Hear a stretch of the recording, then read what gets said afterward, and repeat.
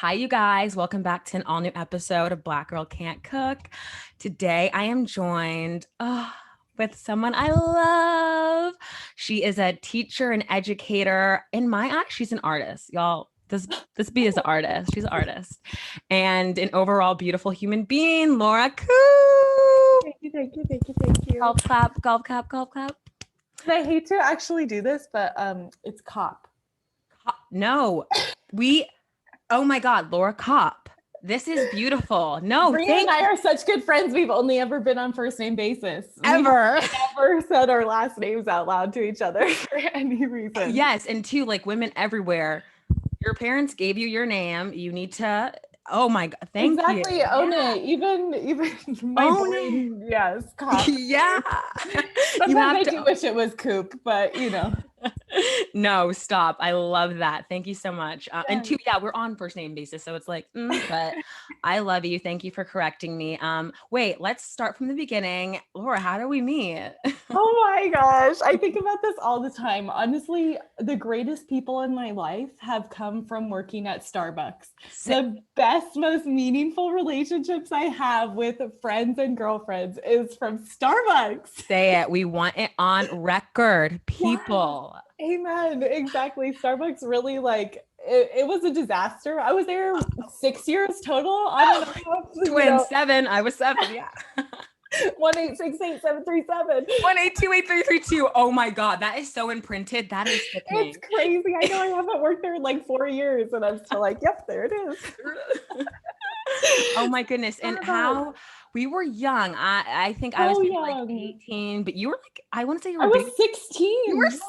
It was my first job, the first place I ever got hired. Thank you, Denise, wherever you are. Denise, shout out to Denise. We love you so much. And Amen. I can say to have her as like the first boss ever, that was such a great starting ground, great starting ground of a strong woman, of someone who's very empathetic, a leader, like so driven. I remember she was crazy about her numbers, but like in a great way and in a motivating way, which we would get like the best numbers. And that was the best place to start, I think, as having a female boss. Yes, I totally agree. And like seeing what is possible, seeing it's possible to be treated with respect, with compassion, still having a good job. Like you say, still meeting your numbers, meeting your goals. Yeah. Like Denise, I hope you're listening. I know. Now I got to send this to her. I'm going to Facebook this to her, dead ass. She's amazing. So Starbucks, thank you, Cooper and Warner. That was Cooper and Warner.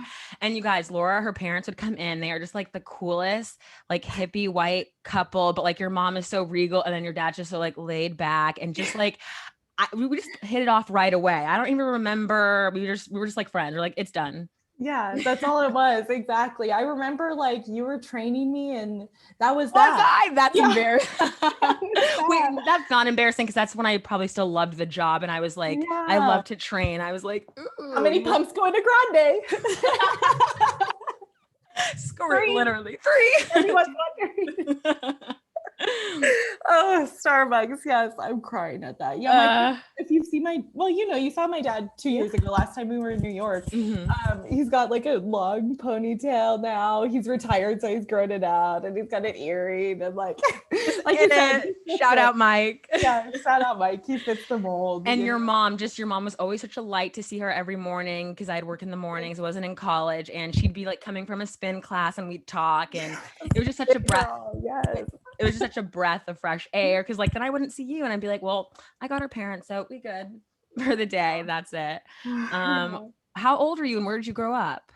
Okay, grew up right here, literally Warner and Cooper, literally born and raised right here. Same house my whole life. I'm very, very fortunate. That's one of my, big privileges because it makes a difference. My partner Troy has moved around like every 2 years his whole life. And it's crazy to see the impacts that makes in like so many different facets of your decisions and your relationships and all kinds of stuff. I have friends that like same thing, met through my parents. Thank you, parents. Thank you. That I've known like my entire 25 years of living because of that, but Troy doesn't have that.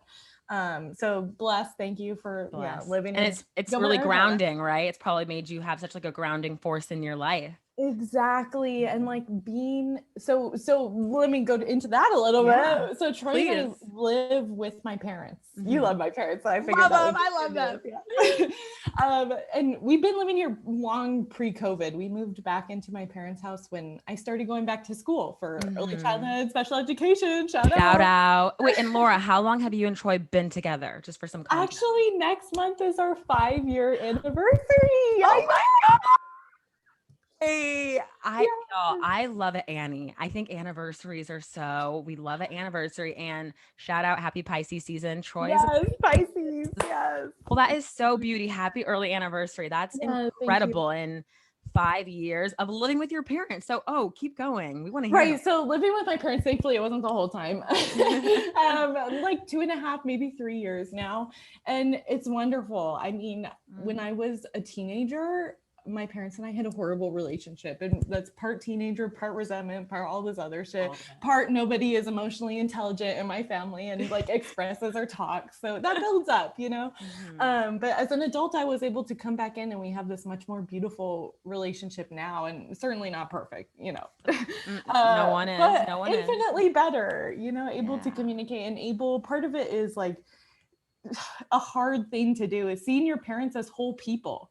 You know, and I know you've gone through this too. Seeing them as like, they're not just your parents, they're a person with a lived ass life before you were even here, like a long life before you were even here. And I want to say too, I've always connected more with my friends who have older parents because my parents are quote unquote older too. And yes, it is like, I don't want to say it's just life changing when you see your parents from the human lens as like, oh my goodness. One, you were a whole other person before you even had me. Like you have your trauma, your scars, your beginning, your beautiful story. And it's it's a mind fuck. And it's a mind fuck. it's a mind. Yeah, Totally it's a is. mind fuck. And everyone goes through it, but it's so humbling and beautiful too. Cause I had the same thing with my mom, just being a female, being a girl, the times, early 2000s. Oh my God.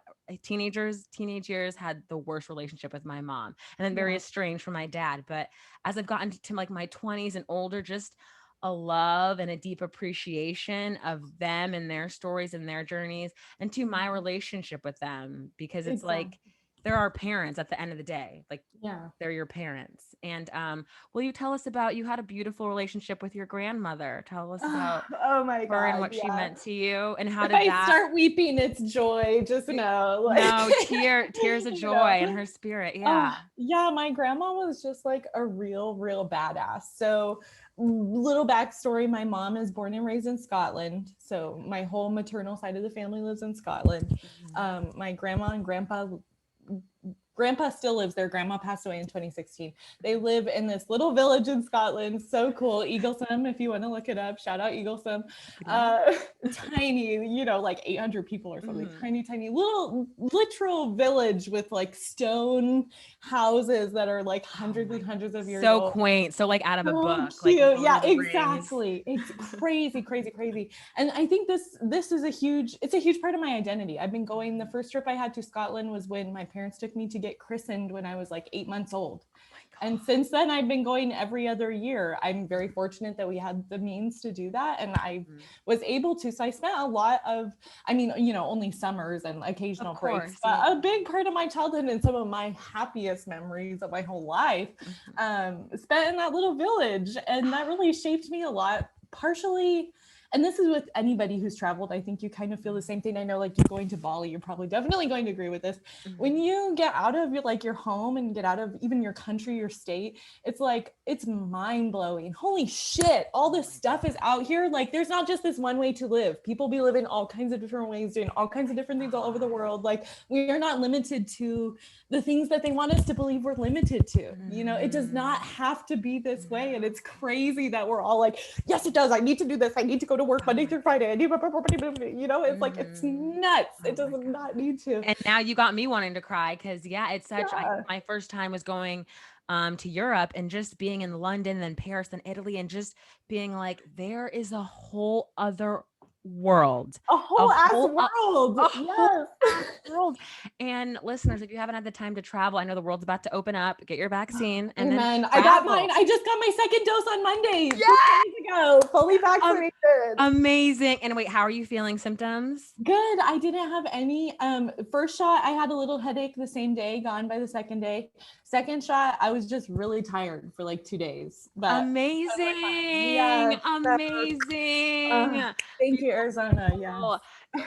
Listeners, travel, get your vaccine and travel, because it's Yeah. such a humbling one. Not everyone is privileged to travel at a young age. I can agree Exactly. with you. My mother was just recently divorced, single mom, and she helped pay for me to like senior year go on like a 2-week vacation. And it meant the world to me. And when you travel, it's humbling. You are Yes. opened the fuck up. Yes. Yes. In like the best way. It's like a ton. And then 2 years ago, when I went with my partner to Singapore and Bali, oh my God, a bag of bricks knocked me out, especially Yes. in Bali and the island and the people. There's just such a beautiful world. And so Scotland for you was just such It was the same thing. Yeah. And listeners, if you haven't creeped on her page, go look at the Bali pictures. Amazing. They are truly I love you. Scotland was the same for me, like a mystical ass place that it just felt magical. It just felt like, how can this exist? There's so much ugly and so much shit and so much just wrong, and you get to a different place and it's like, okay, there's still problems and there's still shit going on, but it doesn't have to be the way that we thought, It doesn't. have to And be you're that way. expanded. Exactly. What was your relationship like with your grandmother? Yeah, I'm sorry. Scotland is no, Scotland's a part of it's definitely no. We needed the background. It gives it context. Grandma Jean.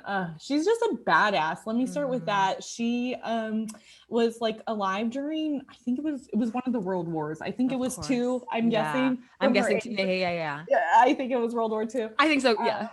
And she wasn't in the war, but she went and worked in the land army, which is like, making weapons and running farms and doing all kind of shit that was like men's work back in the day.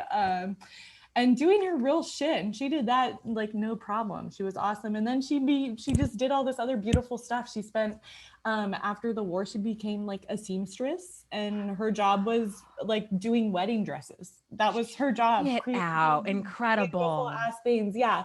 And then the picture, you've seen my pictures. If you guys want to creep on me, I have my picture. But their garden, they have a huge, ginormous garden. Their house is like not large, but their garden is like 6 times the size. Listeners, the garden is insane, and it's like back outside, but it's a greenhouse and the glass. It is literally, seeing it on your Instagram, I'm like, this is out of a picture book. This is so beautiful. Yes. And my grandparents, that was their passion, and both of theirs, not just my grandma, they did it together. And we're like famous for it. Like we're on television shows and in magazines, and like they were like really doing the shit. They were that's incredible. Yeah. Oh my God. So it's really cool. That's like, to see someone you love have such passion for something. And the coolest part was like, she didn't go to school and learn that stuff. She literally, after she died, I went to their house and I brought them home, and now I have them in my bedroom, like 10 feet away from me. She has these huge encyclopedias, like 100 pages long encyclopedias of plants and flowers that she's annotated every single page. She's gone through my notes, like saved them, gone back for later. I am so happy you have those. When I found them, I was like jaw dropped. I'm like, this is inspiring as shit. Like, this is women finding something they love and saying, I don't care that nobody wants to teach me shit. I'm going to go find a fucking book and learn to do it myself, like and even though it's gardening, I know she's not like fixing cars. No, it's so, Laura, those times back then, I mean, exactly. Excuse me. Sorry. It's groundbreaking. No, those times back then were just, I can't even imagine. And to just, like you said, no, and that she had this beautiful passion, and that she had it with your grandpa. That is just, That's so beautiful. And it's so good that you got to like see that and experience that. Yeah, so I was like, I've always felt very empowered from her, like, you know, not in like she's like a businesswoman running the world type of way, but in like a find what you love and you can fucking do that. And those are the same types of empowerment. They coexist. Exactly. If you feel passion for business, then you're doing it in business. You know, I tried that at ASU and dropped out and took a year. ASU, I know. That did not fly, but she was just fucking funny, like truly, like not in like a weird raunchy way or like how people are kind of funny now, like just like authentically quick on her toes, like funny. Like towards the end of her life, she had dementia, which if listeners don't know, it's like short-term Alzheimer's. Yeah, so, I am for so familiar. My grandmother got that too on my dad's side. Yeah.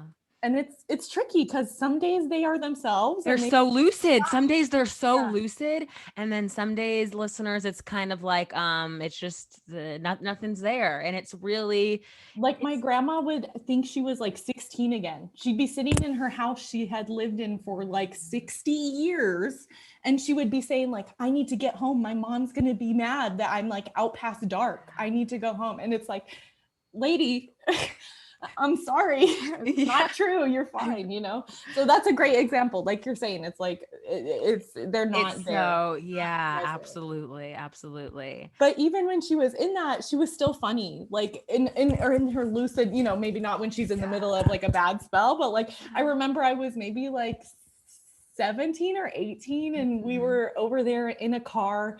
It's like me and I'm squished in the middle of the back seat. My grandma's on one side and my grandpa's on the other side. I'm like, I have to pee so bad. We finally get to a place. I'm like, somebody hurry up and get the fuck out of the car so I can go to the bathroom, right? And nobody's hurrying up. And I made some snide comment of like, I guess I'll go behind grandpa because grandma's really taking a long time. And she's like, I'm not deaf. Like, it's just my mind that's going, you know that, right? She's like, it's not my ears. Which I just always, exactly. I'm like, that is me. That's me. I embody that so much. That's so crazy. We have both similar experience. Looking back, I feel grateful that I had that time with my grandmother because it was a time I dropped out of school. I never graduated in New York, and I was like going up to the Bronx every day. And just looking back, I'm just really grateful that I had that time with her. And you know, my grandmother also had like breast cancer, and so there was just a lot of like tissue and stuff, but just being there and having those moments. Yeah. Her still cracking up being like, bitch, like, where's my Chinese food? I thought you came here. Where's my lunch? And I'm like, Nana, I'm going to get it. I just wanted to say hi, put my purse down and run around the corner. Like the Chinese is coming. I'm so grateful for that time, though, especially towards the end of their life, because I don't know, that's like the end. And it's such a sad thing to witness, but also something so beautiful. And dude, yeah. Okay. I first of all, before I say anything else, I typed up one little thing that I wanted to say at the start of your podcast because I think it is really important, which is just that I want to preface like everything that I'm saying today with that, like not a lot of this is original thought, and I have learned this from many other people. And that's an important thing to point out. And I had a few people I just wanted to like shout out really quick. These three, they're on Instagram too. They're like my top 3 women people that like I learn shit from all the time. I know the first one you already follow, Erica Hart, Professor Erica Hart. If you do not follow them on Instagram, their @ is I Heart Erica. Badass, one of the most badass and like most intelligent people I've ever met. Like I have learned so much in the 2 years from following them than I think I ever learned in school. I'm not even in Arizona, exactly, ever. It's crazy. It's I cannot recommend anyone else high enough. I have another one who's like huge body positivity. I don't know if you've heard of her. Her @ on Instagram is the Slum Flower. A Black woman named Shidera who lives in England. So cool, so badass. She started this movement called Saggy Boobs Matter, which I have super. Oh my God, I have saggy since birth. And she's been a huge part of my journey and of my We're gonna get into body image. Yeah. So, and then last one, I'm sorry.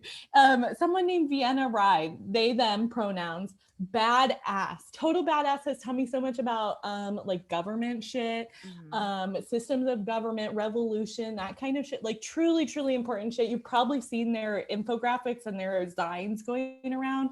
They're a really, really cool graphic designer, but their Instagram is VRYE. So yes, I know. I love. And their stuff is like radically political, as shit. but I like that. I like seeing their stuff to expand my mind, open it up. And I do agree with you. Everyone follow Erica Hara. I'll leave these in the show notes. And what was the England girl name? The bloke. I'll have to look her up. I love. So cool. So her Instagram is the Slum Flower. The Slum Flower. Yes. So cool. And she has multiple books. If you want to buy them, they're on Amazon. They're amazing. Everywhere. And don't we both love Sonia Ray Taylor? Oh my God. Yes. You're giving me Sonia Ray Taylor vibes right now. I want to bow down to you, queen. Oh my God. Wow. No, thank you. That's a compliment. Oh my God. Before I said anything else, I feel that it's important to preface that, especially as a white woman, like the shit that I have learned is not shit that white people came up with. It's not shit that oh my God, Laura.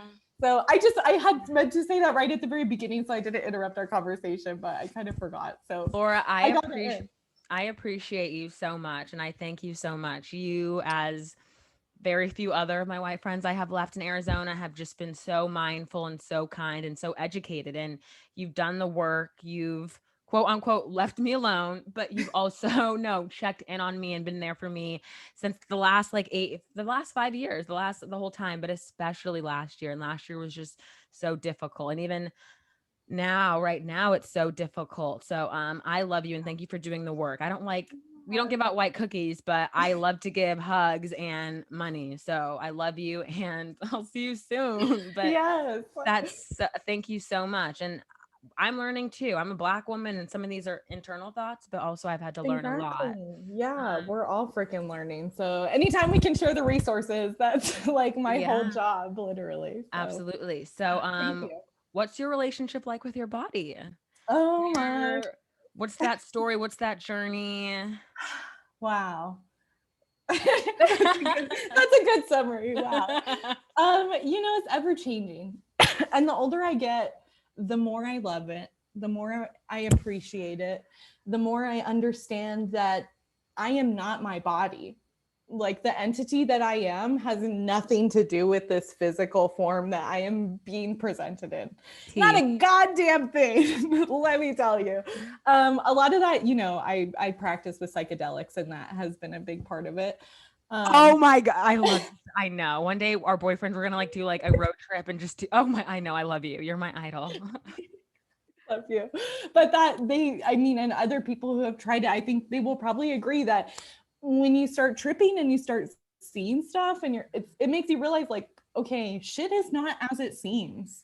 The way I perceive something is not fact. The things that I see are not fact. And our brains trick us into thinking it is because we need to think that way to survive. It's all a instinct kind of thing. Yeah, exactly. But so that has been huge for me of making, and that kind of goes with, I was going to get into this. I don't know if I wrote it in my notes anywhere for our conversation, but that kind of goes with my shaved head too. So when listeners, this is a head. Yeah. I'm like, they don't even know. Actually, when I shaved my head. So first of all, it was a gradual transition. When you met me at Starbucks, I had hair to my ass. I had 4 foot long blonde curly hair. Good hair. That's how I fuck with your parents. I'm like, Lord, she's got good DNA. You had hair. Thank you. Yeah, it was thick, it was long, it had nice curls to it, especially for a white person, very nice curls. And I hated it. I kept it because I felt like that's who I had to be for so long. And I'll get into it more later, but I was in an abusive relationship for years and years and years, and that person, that partner, like also reinforce that of like, course. you need long hair to be pretty. You need long hair to be feminine. If you want anybody to love you, you keep your Trash. hair long. Exactly. Trash. So fuck you. Now I have a buzz cut head, you know. Suck my dick. I literally just shaved it this morning because I wanted to make sure It it looks looked good for you today. Oh my God, no, sis. It's like, it's a nice buzz. It's Yes, a very thank clean you, cut, thank you. very like Sinead O'Connor vibes. No, and you're just you're like radiant. We were talking before, and I'm like, oh my God. So you brought up the first time I cut it. It was last time when I visited you in New York. It was the day before I came to New York from Arizona. It was the night before, and I had so that's what I was saying. I'm sorry. I had long hair and I got out of that relationship eventually, thank God. And I cut like 6 inches off. I cut my hair from my waist to my shoulder. I guess that's more than 6 inches. I cut a lot of hair off to my shoulder. And after that, I was like, holy shit, this is awesome. And within like 8 months. And you started dyeing it. I remember you went through like a whole stage. Yes, I was like, you dyeing it, cutting it, doing, then you did the mohawk. You know, what was that like? Yeah, no. When I see other women going through that and dyeing their hair and doing shit, I'm like, I feel you, bitch. Like, you are trying to find yourself right now. And I have been there. And finally, I did find myself. I got to a buzz cut and I'm like, okay, this feels right. But yeah, the journey of like, okay, we kind of had texted about it a little bit. Like, I don't connect with that femininity that comes with like the classic long hair. And I'm not saying it's bad for people who do. Like, I think feminine women are beautiful. I'm queer. I love and am very attracted to feminine women. Like, it's dope, but that's not for me. That like isn't my thing. And it was like a transition. Started with my shoulders shorter, eventually a mohawk. And then right before that trip, I'm like, I can't fucking take this mohawk anymore. I just don't want to have to do anything. I don't want to do anything with my hair. I don't want to do anything with my hair. Oh my God. I can relate. So great. By the way, those pictures of us like are iconic. It's like right in the it's so good. And I didn't know you just did oh my God. Yeah, literally like a day or two before I saw you, I had done it. And it was so affirming. Like so I can't even put it into words. I think people who have like gender euphoria kind of understand that concept of like, I don't connect with what I'm being presented. I don't connect with the clothes that I can afford to buy. I don't connect with the hair I was given, you know. I don't connect with my huge tits. I do connect with my tits, but I do too. So it's that same idea. And finally, like, I just got to that point of 20 plus years I had been spending like an hour every day taking care of my hair. Finally, I'm done. Finally, I'm fucking free. And part of it also, and I don't know if other women with shaved heads agree or have like maybe a tinge of this, but part of it is self-preservation.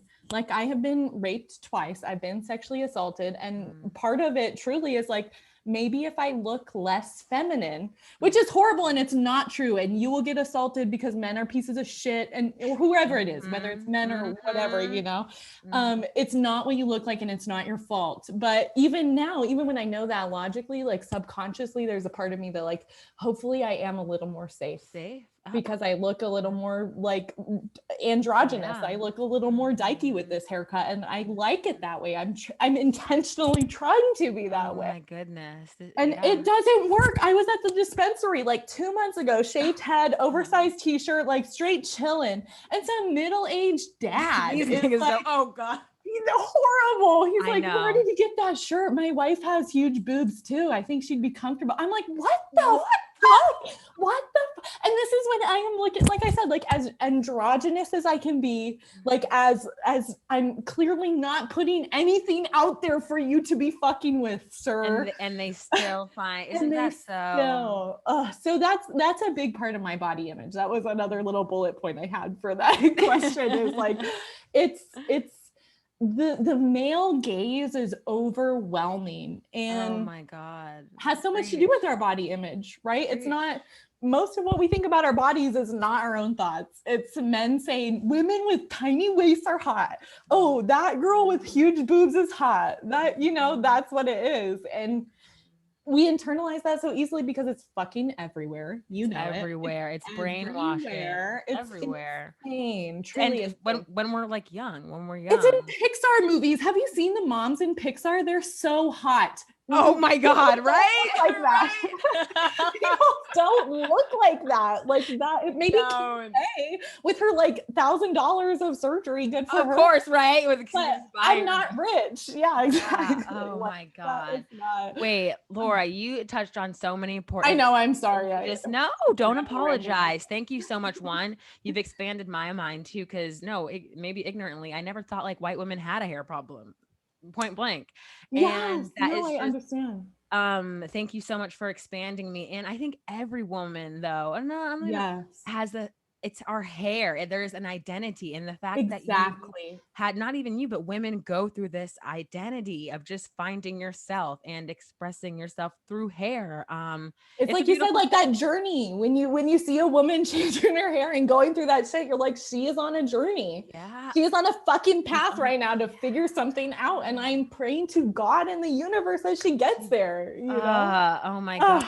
And yeah, I can relate to you too. I was sexually assaulted not once, twice last year. And that was last year terrible, awful mind fuck. Cause here I'm thinking, oh no, I have like a attractive, hot white man protecting me. No one's safe. No woman is safe. No one is safe. And then, and for me, you're absolutely, my first thing is it was what I was wearing, because it was summer, it's New York, and it's a pandemic. But if I want to walk to the park, you're hot.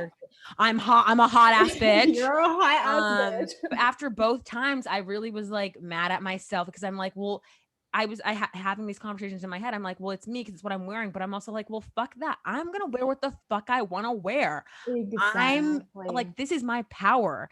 And so now I've just taken other precautions. So now we won't leave the house without the taser or the pepper spray. And it is what it is. And if anything, I'm just more on high alert, which is like sad. But before, when the incidents happened, I was very much like la da da da da on the phone, not really paying attention to surroundings. I totally now I'm a hawk, and that's just that's okay, that's good. But now I protect myself. And yeah, having those thoughts when that happens, ladies, women, whoever, it's not your fault. It's never your fault. We're all just it's internalized. You're absolutely right. It's internalized. The first person to blame, I want to blame me. I'm like, wait, exactly. What? I'm like, wait, let's take it. Exactly. Like, no. And, yeah, you get over, you don't get over it, but you move through it, and you come back to yourself. And I also love what you said too about like it's a self-protection in a way, and a way it's crazy, you guys. There's still so much violence against women. There's so much hatred. There's, we have to really stay safe in America. KKKK. We have to.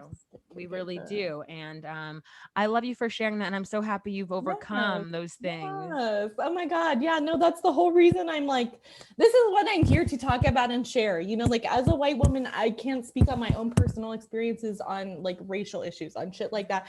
Where I can speak from my real lived experience is sexual abuse, is abusive relationships, is rape, and that shit that just as much needs to be talked about, and it intersects, and people marginalized identities are like a million times more vulnerable and susceptible and likely to be assaulted in the first place. Like it's necessary conversations that all overlap and all intersect and all intertwine, and it's overwhelming. It's like you were saying, it's a lot.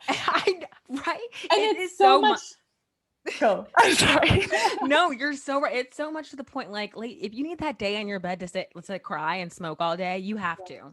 Like, it is so. Being an American woman a year into the global pandemic, it's really triggering. But you have to sit with yourself. You have to be able to like be with the pain and try to heal and know that better days are ahead. But it's a lot, and you deserve every single rest, every day off, every like spa day, shop day. You really just take care of yourself. You fucking deserve it. We all deserve it, because what a time to be alive. Like, in my gratitude, in my thanks, but also like there's still so much we got to do, and so much darkness and hurt. Amen. Yes. Amen. No, I know it's nuts. And it's what's crazy is that like when people try to say, you know, not all men or whatever bullshit like that, it's like maybe not all men, but every single woman I know has a story. Every single woman I know has an incident, at least one. Is that not? Most of us are more unlucky and have many more. You know, it's not a one-time thing. It's like a daily lived thing. It's like it's creepy. It's creepy.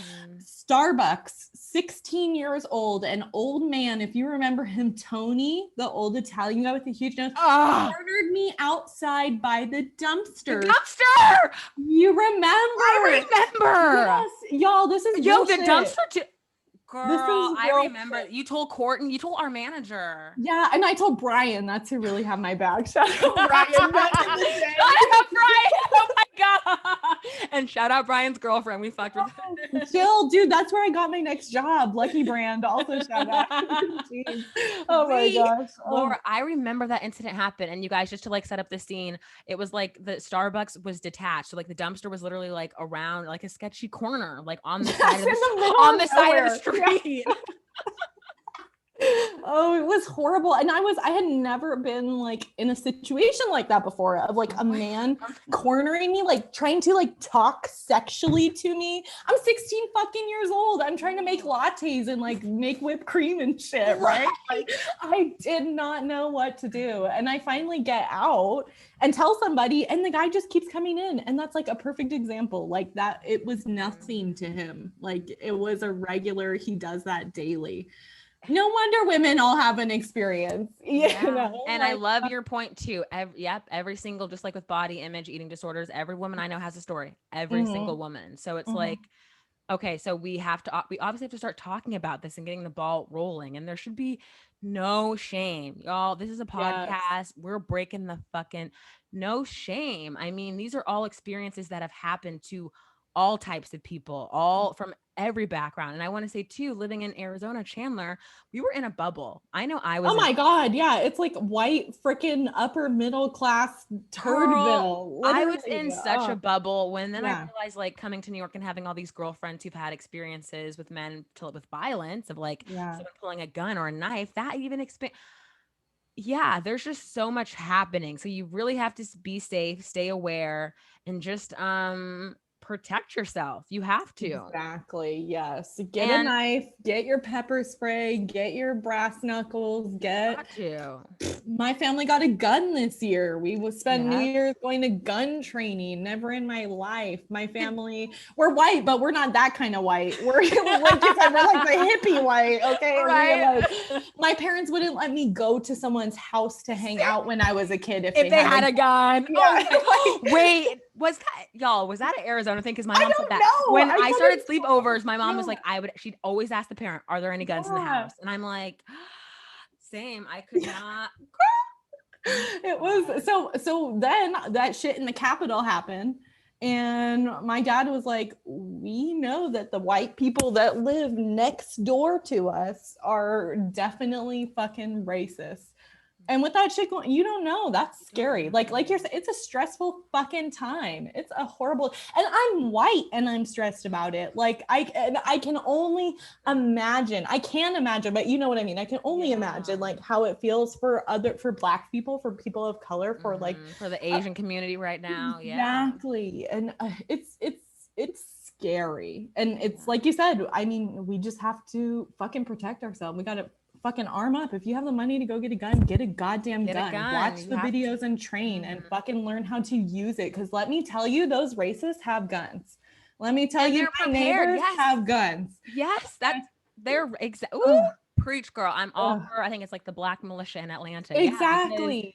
Yes. They're ready. Even growing up, we'd have those Mormon friends in our class that would have like the warehouses in their backyards. It's just guns. It's like waiting for the fuck, it's like, bro? Wait, what though? What the fuck?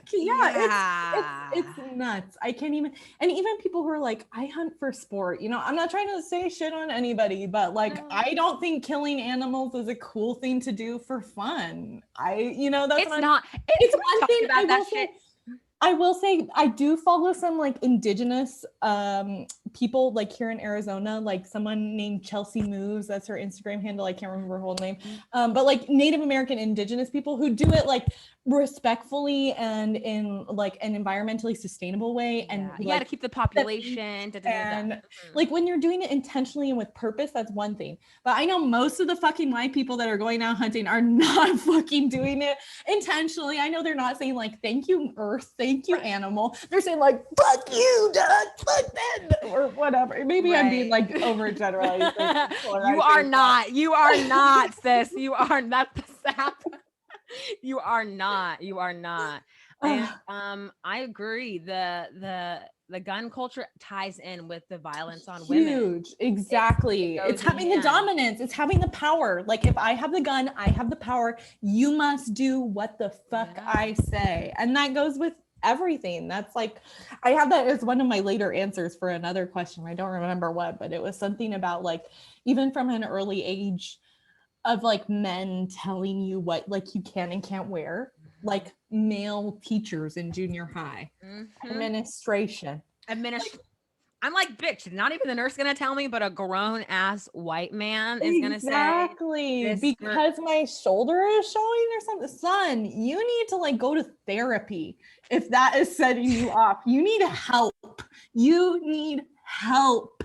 Let me say it louder for the people in the back. Like, you need help. As a teacher, as someone who is like educated in the shit that kids need, like it's hierarchy of needs, right? Like you need your basic needs met first before you can get into learning.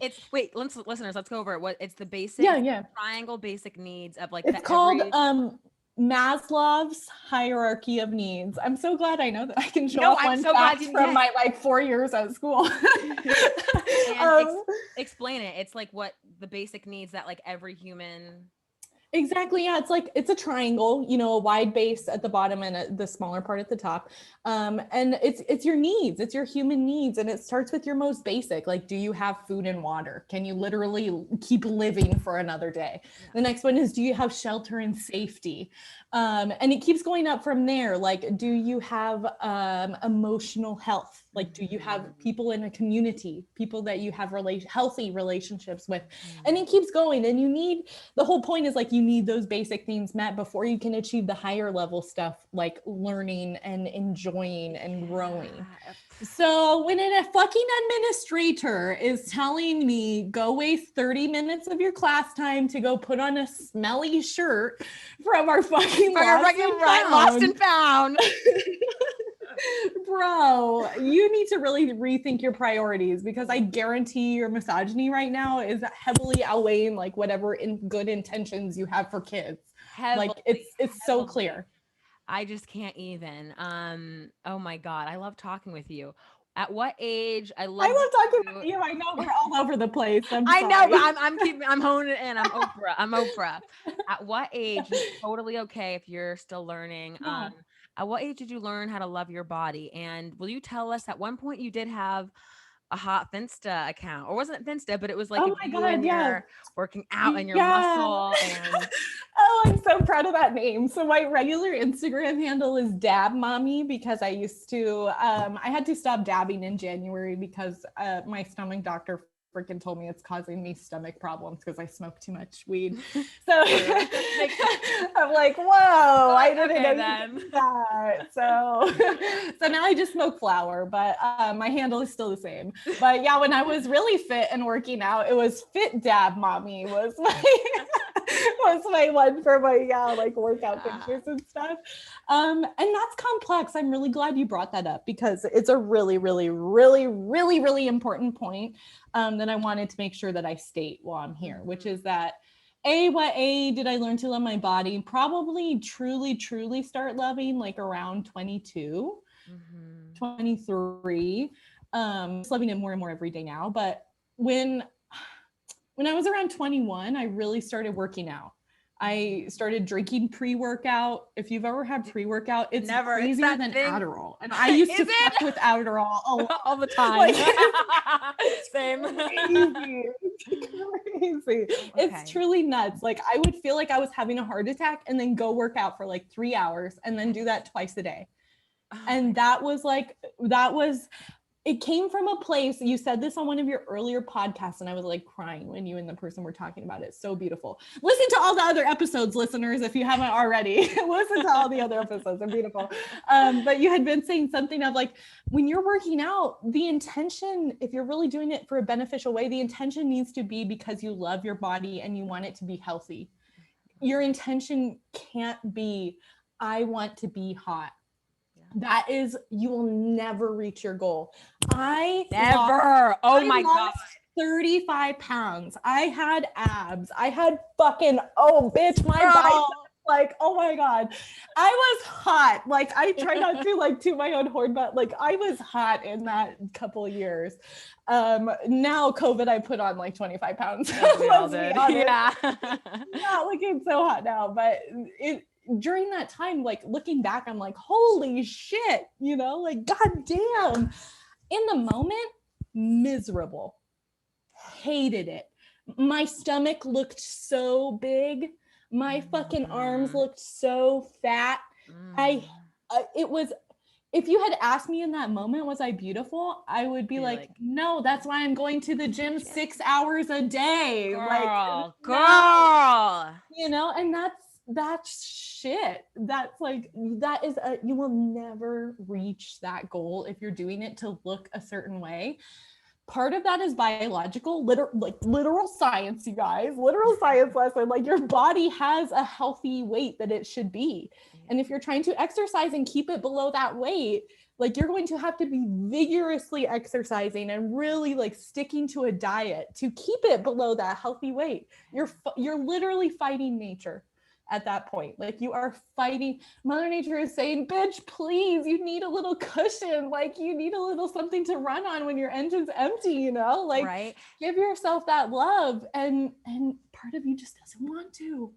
Part of you. And too, I want to say, don't you think that women, I think, girl, we have like 5 puberties, but we go through like another puberty, like maybe in that after college 20. Oh my God. 20, yeah. Maybe then, like, you know, for me, late bloomer, you start fucking, like, you just get into this other puberty of your body. And you're absolutely right. You will never feel, you will never get, if you're doing it to be hot, you'll never feel hot. It just won't work. Exactly. Like, you need to, which is the hardest thing in the world. So I hate to say you need to, you know, I'm sure there's other ways to go about it, but like, for me, I had to let go of that image. I had to let go of that connection that I had to this like idea of myself. Like, it's nuts. And I'm very fortunate to have like I love Troy to death. He's truly like, a lot of my healing has been because our relationship has given me a safe place. I love that. I'm hearing that so much from all my friends and I'm even finding that in my relationship. Yes. It is such a beautiful, sacred, it's so nice as women, as survivors too, to have that safe spot to just really get soft and to heal. Yes, exactly. Like, it's having that safe place, whether you find it in like a romantic partner, whether you find it in a friend, whether you find it in a family member. Like, I found it in Troy. Other people find it, you know, non-romantically, and that's just as beautiful and meaningful. And I really stress that because I don't like to come across as like, he saved me and get into like that misogynistic of course like, not. I can't do it myself. But it is that relationship. It is that like we were saying, the safe place, like having a place where you can really process, you can really reflect, you can your really walls analyze. Can come down. You can really open up your heart, like just to be. Yes. Before the world told us what to be. Yeah. Exactly. Yes. Yeah. You know, I think too, I don't know if you'd agree. To me and Dustin, I feel like our inner children like see like are just exactly. In like that other like in that like maybe shroomy world, like our inner children would just like be like the best of friends and understand each other. And that's where like the magic happens, and you're really able to heal as the individual, because absolutely, last episode I talk about interdependence, codependence. It's not, no one's ever going to save you. Nope. I was shocked when I got into a relationship thinking someone went, no. I wish it was that easy. Yeah. Girl, I wish it was that. No. So it's not that, but it's just finding that safe space to just, and to share that with someone. That's what you want. That's the end game. So exactly. And I love that you brought up like inner child, because I think that's so true in my relationship. And I hope in my friends' relationships, like we just have like fun, like little kid fun, just like joy, you know, like laughter, like doing stupid shit. Not like, you know, I don't even feel like we're adults some of the time. And it's like you said, it's that inner child. Like that's what the safe place is, when you're like most innermost vulnerable part of you can connect with that most inner vulnerable part of someone else. And it's beautiful. It's really, really beautiful. So I see like reflections in you and Dustin and in Troy and myself. And like you said, even in like other people who have been on the podcast, like that is what I hope all people can find in a relationship. You know, I know people like be fucking around. Like one of my best friends is like going through that dating thing, you know, going through dating apps again and all that shit, and like dealing with people being dicks, right, and flaking and this and that. And I'm like, I can't imagine going back to that. Like I truly just hope that everyone gets to find that true like inner child kind of joy with their partner. It's awesome. That kind of was a long way to answer your question, but essentially, yeah, my relationship with Troy was a big part of learning to love my body. But a part of it also is like having, like we were saying, I was going through all these changes, like changing my hair drastically and changing weight very drastically, even changing like how I present myself drastically, like sometimes super femme, sometimes super masked, sometimes like straight up only boys clothes, like people call me a man in the store mask, like, you know. So to have a partner who loved me all the same, regardless of like whatever the fuck it was. And through your changing. Exactly. And like growing together, not just like loving me through my growth, but also like kind of building off of that, you know, and setting like the foundation like of it, because that's it. It's like, you know, if you're in any relationship, it's going to be forever evolving, ever changing. And especially in a romantic relationship, it's a lot of like foundation work. And then I think once that you can like build upon and then build, but you're right. It's like you're both changing and you're both supporting, and it's like kind of messy and sticky, but it's also like so thriving and loving, and it's fun. Like you're having fun with your person. And yeah, I'm not trying to brag. Yeah, right. I know everyone's like thinking about like what. And just shout out, we both have Pisces boyfriends, so if you know, you know. That's all I hope everybody finds a Pisces boyfriend or partner, you know, girlfriend. Yes, I hope so. There's just such a great like femininity quality to them, and it's just I like never appreciated it before, like ever, like, but no, it's such a beautiful thing, because again, men in the society aren't taught to be like soft, to be vulnerable, not at all, like exactly, show their feelings, to like be raw. But that's such, and I don't know if you like me, I have such like a masculine, so it's a kind of good balance. Yes, exactly. Yes, it kind of works. And too, like in a past life, I'm like, bitch, I know I was a man and I know I had a dick. Absolutely. So. Like I was running it. Yes, 10 out of 10 for sure. For sure. I love that. What is something that your mother taught you about your body? Anything like specific? What'd she teach you that has stayed with you? Something, yeah. I love this question. Every time you ask it to one of your guests, I'm like, oh my God, what are they gonna say? It's my favorite question too. I love it. And I've been thinking about it for so long. I'm always like, what did she? What would I pick if I was gonna answer? And here I am answering. Oh my God. One big thing, like my mom was never like super like body positive, like love your body. We didn't get that message, you know, directly, but indirectly I got that. Like she was a working mom, she worked her ass off. This bitch was always working. Literally, that's what I remember, like in the middle of the night on conference calls, like always working. And that was like where the energy went, you know, like she would put on a little foundation, a little mascara, whatever, but you know, it was like body image was not, it's like, bitch, I have shit to do. Like, I have a job to do. I have money I need to earn. I have bills I gotta pay. Like my grandma instilled it in me definitely, but my mom for sure, like super independent, like always like, get a job, don't let a man pay for your shit, like don't be reliable on a man, you know, like take care of yourself, take care of your shit. So it wasn't directly related to, like I said, it wasn't like love your body, but it was like you do need to like have that what's the word I'm looking for, like having control of yourself, like self-advocacy kind of. Self-agency kind of.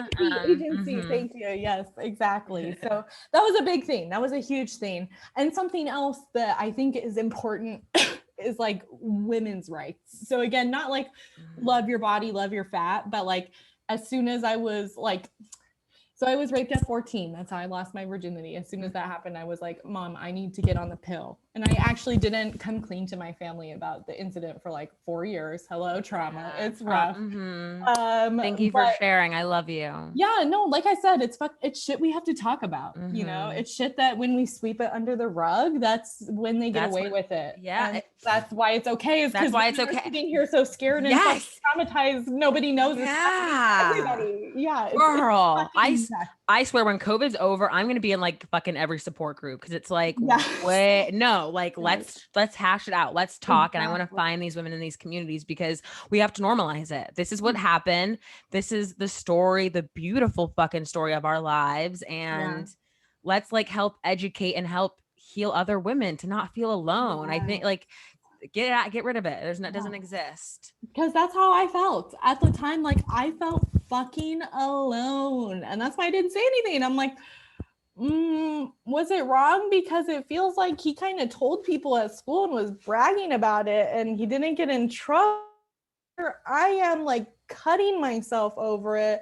Where's the disconnect? And if someone had just fucking said like, this is what rape is. If someone has sex with you when you're unconscious, that is rape.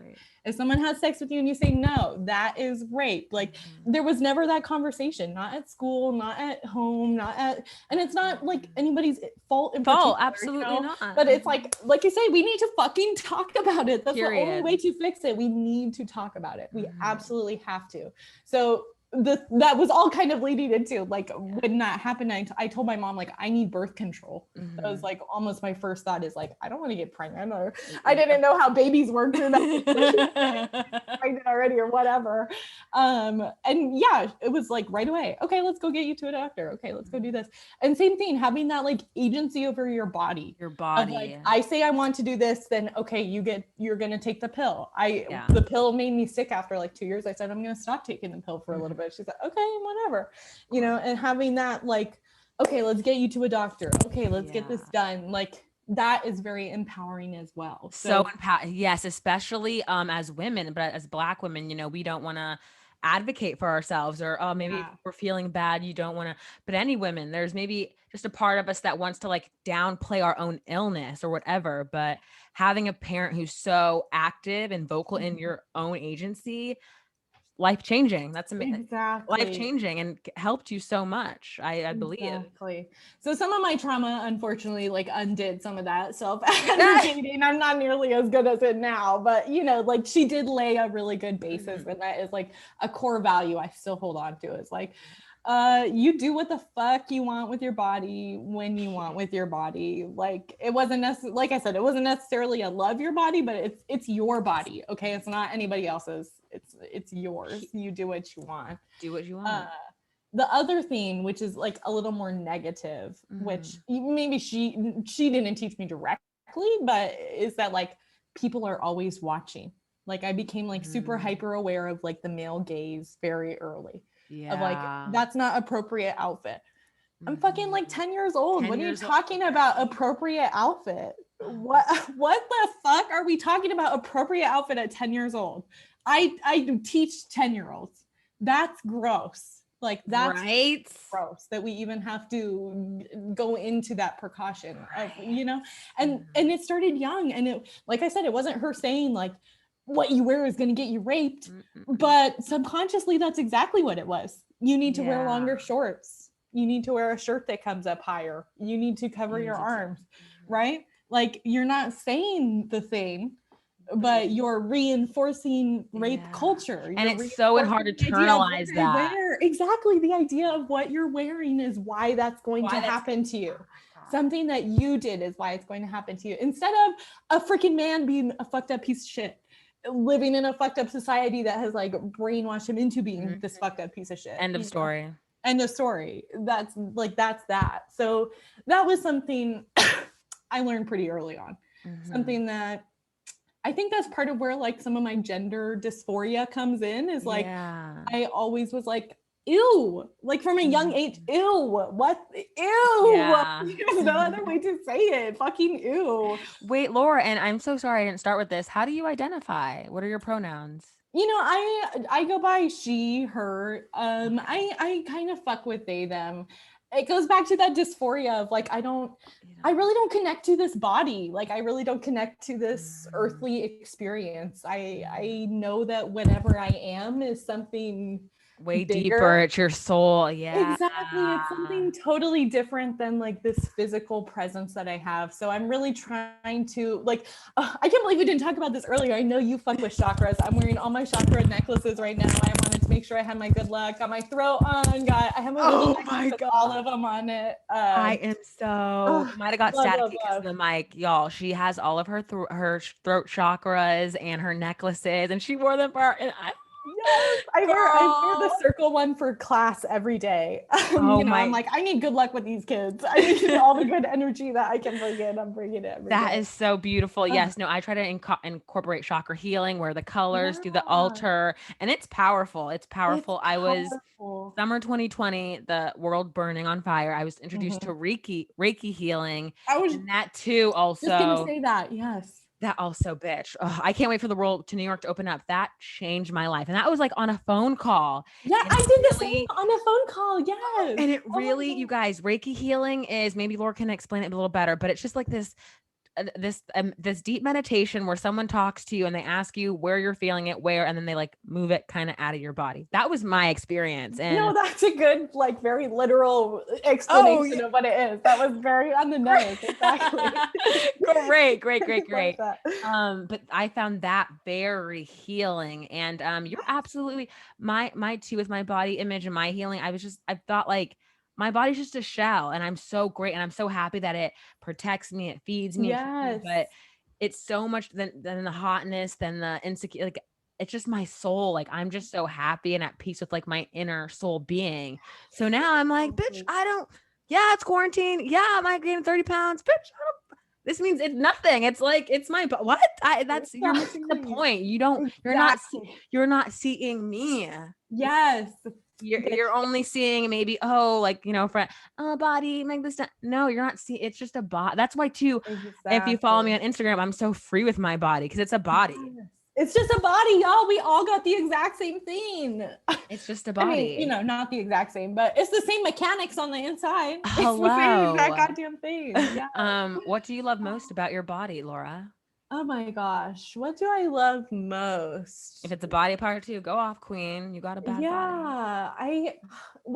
You had kind of actually just summarized it really beautifully. Is what I love most about my body is that it keeps going. Even when I'm suicidal, even when I'm self-harming, even when I'm like, fuck this fucking place for real. Body says, Body says, we're gonna keep going, sweetheart. Like this is what it is. I will not stop. Like I'm not going to stop. We just keep going and going and going. And I think that's a really beautiful lesson. I mean, like I struggled with depression for almost 10 years, like 9.5, literally almost 10. And in all that time, it just kept going. I know all that grief, and all that pain, and all that like self-hatred, and my God, bullshit.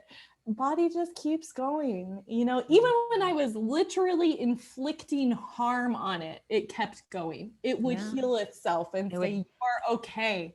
We will get better. We will keep going." And that to me was like that is what I love most. I also have like a pretty good butt for a white girl, like nothing crazy. You do. A nice little hump for a white girl. You got a dunk. That's great. I love my titties, big titty, saggy titty. Love big titty committee. It's how it is. Oh, the main Laura thing is the journey. Like you're freaking saying, like it just gets us through the day. What more can we ask for? Dude. And two, I found in like shadow work and just stuff or inner child healing, I have such like deep love for myself in those dark places, like 16-year-old smashing Yeah. glass, ready to Oh like my God. fucking Yeah. do the thing, like like going erratic in my you. house. Like one time I was so mad at my older brother. I like got a butcher knife and like, you know how your door has like the screen door window. I like went through the back door. I just like was like, now I have so much love for like Yes. those moments because I mean, I was there and we did the damn thing, you know, Exactly. my body and myself got me through that. And so now I just like look back, like laughing very humbly, Yeah. but also like a lot of like thanks and gratitude because those moments made me who I am. Just like, you know, Yes. your moments and even having like suicide thoughts or idealization, just coming back to like, well, I'm still here and, you know, I still have myself and my body and we can go to bed and tomorrow's another day. Like that's Exactly. just also totally okay. Cause as women, it's a lot, it's a lot to process. The trauma, the grief, the everyday messages that we're still being bombarded Yes. as like, Constantly. I I know. want to say all women, but too, yeah, Black women too. So just, we Definitely. have to Way more. definitely we have to just always remember to bring it back to ourselves. And yeah, I love that answer. That's a great answer. I really, really love that. Yeah, I was thinking about that. Thank you for sending the questions in advance. I had set time to brainstorm. That's the best one I could come. And it's totally true, truth be told. You know, I just hope that if anybody gets anything from listening to me talk, it's that you are worth so much more than your body. You literally are barely connected to your body at all. You know, like who you are and what you are is so much more than your physical presence. So I know, like you say, the world fucking beats us to a pulp to make us believe that it's the opposite that's true, and that your physical form is the only thing that gives you value. But in those moments, just like remember your soul.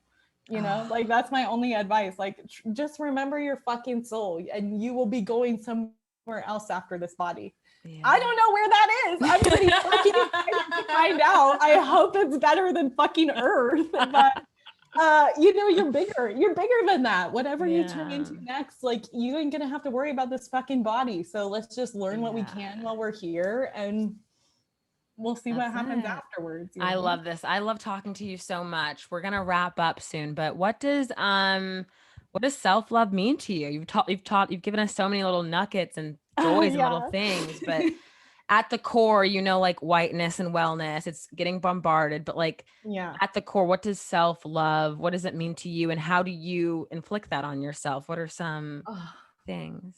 It's powerful. That's a good one. That's a really good one. You know, really self-love to me is acceptance. Oh my God. And I almost was gonna quote like the AA prayer because shit. But you know, it's the same idea of like, but also let me build off of that a little bit, because it is the same of like accepting the things I cannot change and changing the things that you can. It's that idea, but it's also forgiving yourself for not making the changes that you could make. You know, forgiving yourself for when you don't make it to the gym that day, or when you eat fucking In-N-Out instead of having some yummy gourmet pasta you made at home or something, you know. Me tonight planning wait, but like me these last 3 days of not working out, being depressed. Literally. So it's part that, and it's also like accepting and releasing the things you can't change, you know, like my broad shoulders. I can't stand that I have these broad, like they make me feel so mask all the time, and now I embrace it, you know, but I really hated that. Releasing that shit, you know, like I was saying, that's not you. That's not, it's barely connected to you at all, even the tiniest bit. So, wait, and when we finish this, there is, I'll give it to you separately, but there is another acceptance poem, or like in the big book of AA. And my mom sent that to me and I turned to that scripture because it's just kind of like a sonnet, y'all, but it starts with like, you know, acceptance is where I'm at today. And when you truly just accept, and I love what you said too, just it's like almost to like self-compassion. I was working really hard on self-compassion these last 2 days because I was really fucked up, haven't run. The world's just a mess. I'm like, no, I want to stay in bed and just cry. But like in the shower, and I meditated before this conversation, it was just saying like self-compassion. Were you using the Chani app to meditate? Because I did that this morning too. Oh my gosh, shout out Chani. No, I'm gonna do that for this weekend. Some Okay, meditations. I'm trying to get used to her voice. I love the weekend, yeah, no, I totally but I'm agree. gonna get used to her voice. I'm on the Calm app, but no, self compassion and to acceptance. Oh my God, when you're in acceptance and like presently you're in the broad shoulders, or like me in the hugest black areolas that I love, like you're just it like the light is like re-back inflicted, and then you just like have more love and light for yourself Yes. and for others. Yes, exactly. That's the whole thing, is like truly it benefits. I use Headspace, the meditation app. It's like Calm. Yes, I Same love kind of that. thing. Yeah. And they talk about that on there, is like, you know, the peace of mind that you find with that acceptance and with that release, it benefits every single person around you, and animals too. It benefits every living thing around you. Every Literally. living, even the plants. Even Yes. the plants. It literally, it's really amazing. And it's fucking hard. So I'm not trying to be that person that's like, you know, you can do it, people, be like, you can do it, but it is work. But it's acknowledging, like, you know, the work is worth it, and the work is for your spirit, and it's for yourself. It's not for anybody else. Not for anybody else. For you. Oh, girl, Exactly. preach it. Wow, what a great answer. I just thank you. Thank you for letting me answer it ahead of time. That's what I needed, is like the brainstorming a little bit. Please, Lora, you're in this new field of career that you love. Oh my God, yes. Thank you for asking. What is bringing you joy right now in your life? Please tell us. Oh yeah, joy. Well, my job, my kids are really wonderful. So we didn't really say too much. I'm a special education teacher. Right now I teach online, so we do it via Zoom. I have my own class of special needs kids. I have 10 kids. They're wonderful, from like kindergarten to 8th grade. They are they're just the coolest. Kids are so great, and that is truly why, you know, any teacher you talk to, or anyone that's in education, your mom, anybody, would say the same thing. It's for the fucking kids, you know. Everything else about the job sucks. Right. The lesson planning, the internet connection, like everything sucks. But the kids are so goddamn wonderful. And you and I kind of talked about this a little bit earlier, is like the work that I've been doing in teaching, and the things that I've been learning through my teaching experiences, through like my education about early childhood, has helped me in my healing. Like seeing the patterns of how trauma and how shit that happens in your childhood truly affects you, like way more than we give credit for. And seeing like, okay, let me analyze that on my life for a second. Yeah. It's like doing the inner child work without knowing it was inner child work yet. You know, going back and seeing, okay, kiddo, what's going on? Like, what was those hard moments that like still have you fucked up, that still give you anxiety when someone's shouting, or, you know, little things like that. Yeah. That brings me so much joy. The growth that I have found personally through teaching, and the growth that I'm able to help others gain, it just feels like so meaningful. After working at Starbucks for years and years and years, fucking making lattes for assholes who oh God, home or whatever it would be, you know. It's truly like deeply rewarding, but it's also hard. Like when you care about, it's like a person or a family member or a friend, when you care about someone so much, like going through their shit is hard. It's hard. Like I have a student who swears at me almost every single day. Swears at her mom, hits her mom. She's like, fuck this homework, fuck Miss Lora, fuck writing. Like, which is like the mood. I'm like laughing because I totally agree, kid. I totally agree. Totally agree. But that's the downside of teaching, is that you take that shit home, you know. I'm sitting smoking my bowl outside at 7 p.m. and I'm thinking, okay, how can I get this kid, what emotional regulation strategies could I use so that she's not calling me an asshole 2 minutes into class, you know? And she's a sweet kid. I don't want to paint a bad picture. Like we have great days too. Absolutely. So they bring me a lot of joy. They bring me stress. So it's a good thing I don't have like hair upkeep to worry about, and I work from home, so that saves me a lot of time. they have been bringing me a lot of joy. And so has, we kind of touched on it, but like meditating and being more mindful, being truthfully being Wow. intentional. Like if there's nothing else you can do today, just be intentional with how you spend your time. Like for me, that means getting off my fucking cell phone. Get I the fuck off. You have oh to. Like, God. I will try to like post and like get the fuck off of it, because being in a year of this, one, we Yeah. don't know the damage that it's gonna do long Yes. term. Two, yeah, it can just be, you guys, humans, even before this, we were not meant to sit on our phones and like connect through this. It's just not, it's not right. And it can, Yeah, that can be it's its own rabbit draining. hole of like Exactly. And comparison when and just theft of joy. It like steals the joy of Instagram. And like I love to insta IG. It can like steal exactly. it because you're just ugh. Exactly. So for me, it's been like, okay, go sit on the patio and smoke a couple bowls and like leave your phone inside. Like, I love it. literally Yeah. just disconnect for a second and be intentional. I don't want to spend 2 hours of my day. I set that fucking timer thing and I It still works. ignore. Ignore. No, I don't. It doesn't work for Yes. me. Ignore for 15 minutes. I must hit that button like 12 times a day. It's nuts. So I'm trying to be better because the time when you are intentional is beautiful. One of my meditation apps said that. Maybe it was Channy. Get the Channy app if you don't have it. Shout out Amazing Channy. astrology app. Yes. Pay money, pay a Black woman astrologer. It's great. Yeah, it's a really really nice. Excuse me, sorry. A really really nice app. But she had said like something to the extent of the time when we spend like outside of nature and kind of like as a part of nature, that's like the most meaningful time we have. You literally lose yourself, like you lose your ego for a second, and you are no longer like a person with all this shit. You are just like a freaking being on this spinning rock for just a moment. Just a moment, you know? So listeners, if you can do anything, maybe while you're listening to this podcast right now, right at the end when it finishes, Go on just a take like walk. 15 seconds even and just be intentional wherever you are. Like sit and listen to the sounds around you.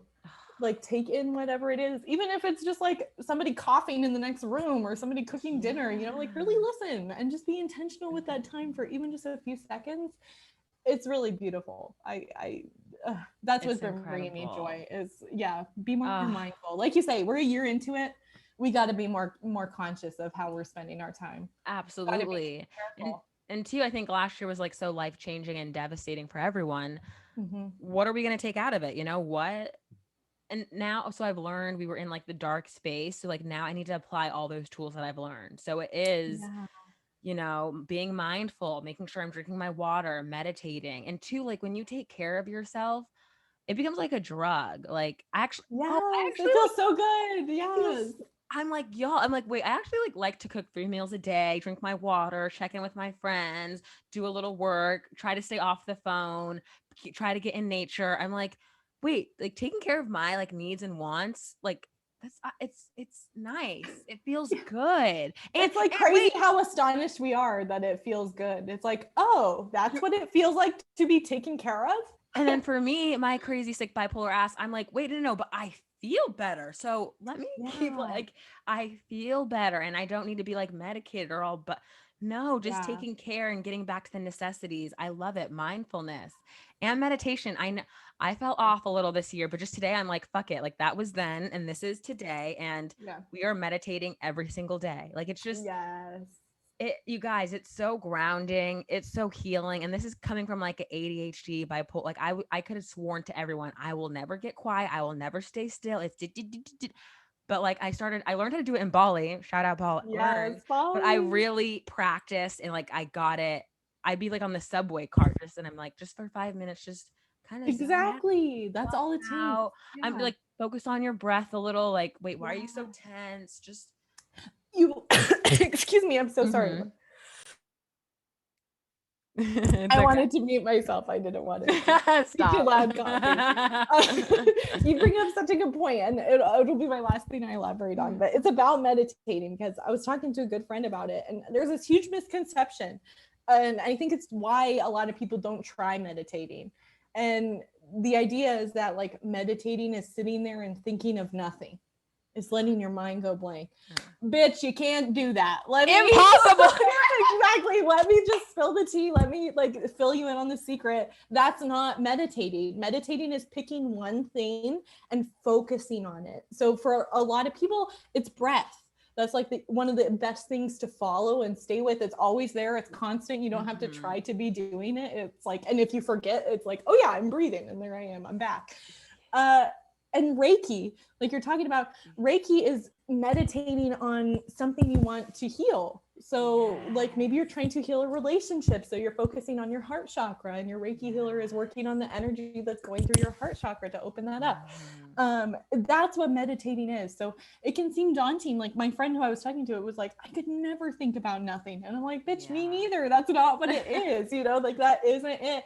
It's picking one thing and just sticking with that for a few minutes. It's like you said, like just do it for 5 minutes, and I promise you, you will feel something. You will feel like, wow, like that was good. After I meditate, sometimes I'm like, I want to do it again. I'm like, I want to go another 10 minutes, you know? Like that felt so good. And it's so funny too, you like meditate on it. My thing too is like, during my meditation, I've heard like practicers like, if your mind gets chaotic busy, just like have the thought and you let it go. Like exactly. That's it. And come back to the breath. Yeah. And just like refocus. And I'm still telling you, like, and I'll try to like smoke after the meditation, because I'll just feel so good. But either before or after, I just really, if it gets chaotic, I just like let the thought go. It comes in. Oops, just let it go. And it works. Meditation is gonna save our lives. I practice it with my kids when they are like in the red zone, as we call it. Like it's like, okay, we are taking our breathing break and we are going to meditate. I call it breathing break, but we are meditating.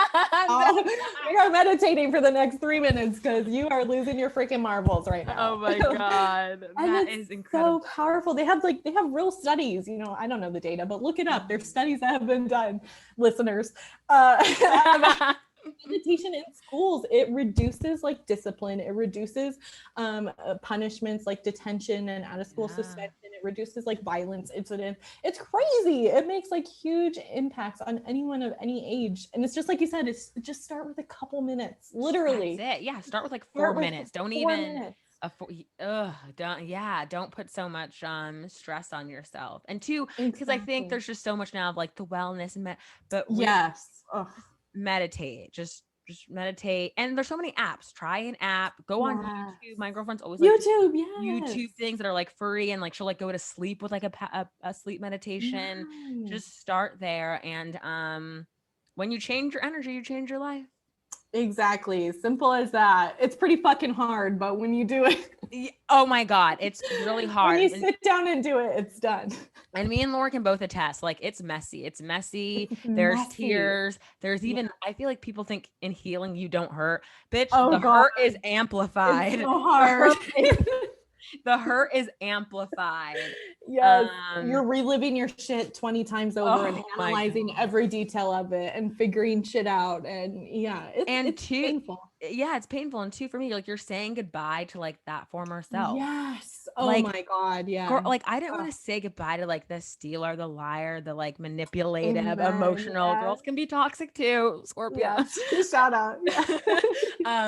That's also like traumatizing and sad to like say goodbye to that former self, but it's possible. And like the other side is there, Laura. Yes, we made it. We hope you guys will make it too. Okay. I thank you.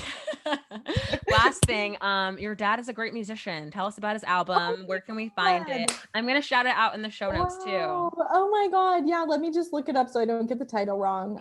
Like Brie was saying, my dad's like a cool ass hippie dude. He's a musician. Great music. He has partnered up with this really amazing, his friend who's a crazy ass violin player. Their album that they just released, he freestyled it. My dad made all the background for the track, and the violin player came in, listened to it once, and freestyled it. And it's beautiful. It's crazy. It's crazy. It's insane. Cool. That is so fucking rad. Yes, thank you for asking. He will really appreciate it. It's called In the Presence of Gravity. In the Presence of Gravity, and it's by Tim Sadow. That's the violinist, and Mike Kopp, my dad. Oh my God. Shout out Mike. No, I love your parents so much. Yes, That's thank so you. cool. We love a violin. So that's he actually it was like, well, my dad's been a musician for forever, for his whole life, and he wanted to make it professionally and never did, and became an accountant at like 35 after it didn't work out. And he, with this album, has completed his lifelong dream. He actually sent the music to get edited at Abbey Road Studio, the studio where the Beatles got all their shit mixed and stuff. God. And my dad is a huge Beatles fan. If you know my dad, huge. All his music is Beatles covers, so it's a huge deal. So if you could support, that's so beautiful. And too, just, with the part of like learning our parents are people, it's such a full circle healing journey, because your parents want nothing but like the best for us and for you, and to be able to see like your dad complete his dream, that is so beautiful and so inspiring. And that's incredible. I might have cried a couple times. No big deal. It's freaking cool. Like you say, to see someone's like dream be accomplished it's a thing. Yeah. It's a pretty cool thing, it's a pretty cool feeling. And it's easy listening. That's the genre of it. So you can listen to it while you meditate if you're a music meditator. I like silence. I prefer the silence, but some people do it with music too. Love it. Lora, thank you so much for joining me today. This was such a great episode. You were so open and so candid and so raw. And thank you. I mean, this is what this podcast is for. Like, I'm going to break the fucking wall. I'm going to smash it in. Exactly. And we're going to help women everywhere. We're going to just talk about this. And it's all about the other side, people. The other side is there. Amen. And we get there by talking to others. That is how I got there, through other people. That's it. Once I was like, oh, I'm not alone, which that's a whole you are then the whole other podcast with my therapist. You free yourself, and then I'm free to free. We're free to free everyone else. So that's what we're here to do. Exactly. I love you so much. I love you. For having me. And I just know your grandma is so proud of you. She is just like shining down. So shout out Jean. Yeah, I feel her all the time. That's another thing of like, I'm sorry, very last thing. No, stop. Freaking, we are bigger than our bodies. Like my grandma is gone, but I get signs from her all the time. Like I'm not Christian. I'm not like subscribing to any specific religion, but there's something fucking bigger out there, and we go somewhere after this earth. And I don't know where it is or what it is, but I know my grandma has come back a few times and said like, hey bitch, nice job. Like I have felt that, and I have seen that, and whatever, people can argue with me and say it wasn't, but it was there. It was there. Exactly. Y'all, no matter the race or creed or gender, everyone, ancestral healing. It's when you know where you come from, you really can know where to go. And exactly. And that love never disappears. Like that love it's something that cannot vanish. It cannot vanish. Cannot disappear. Exactly. So ever. Thank you for saying that. I totally agree. All of our families and all of our ancestors and all of, like you're saying, like it's all there. They're all here. They're all fucking rooting for us to do our goddamn best. So our goddamn job. Try, you guys. Yeah. We need to do our best. I love you so much, Lora. Thank you. Yes, I love you too. Thank you.